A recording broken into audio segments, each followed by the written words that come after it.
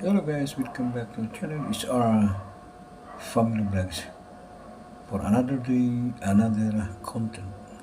So dagdag koleksyon na naman. No? So ayos ko na po i-share at patuloy pa rin namin binibili. So pakinggan nyo pong mabuti, lalo sa mga baguhan, lalo na sa mga viewers na walang kalam-alam tungkol sa Mariano. So nais ko lang po ipapaliwanag sa inyo lahat para matututo kayo.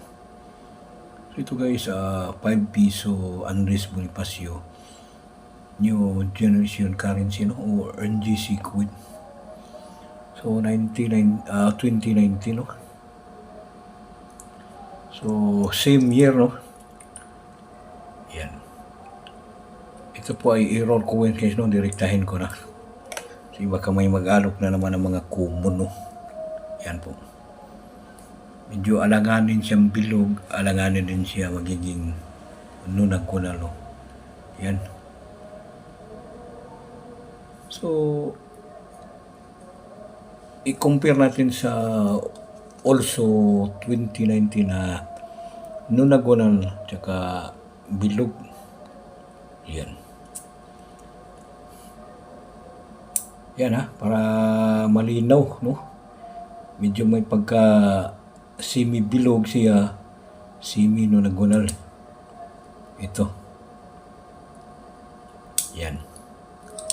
May pagkabilog, parang nagiging tatlong varieties na, no? Yan.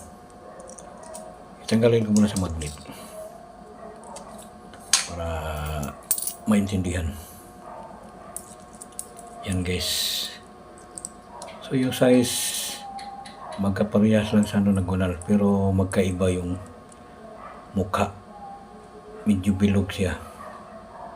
Yan ang madala lang mahanap, no?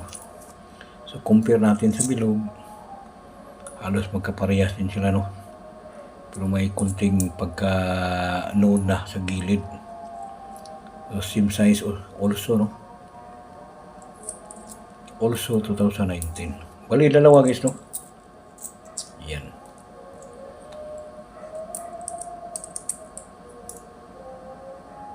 So, patuloy pa rin namin binibili mga ganitong error, ha.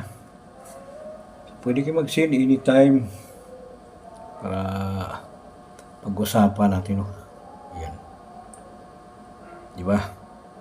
Talagang error. Ito ang madala ng mahanap ng ganitong varieties, no.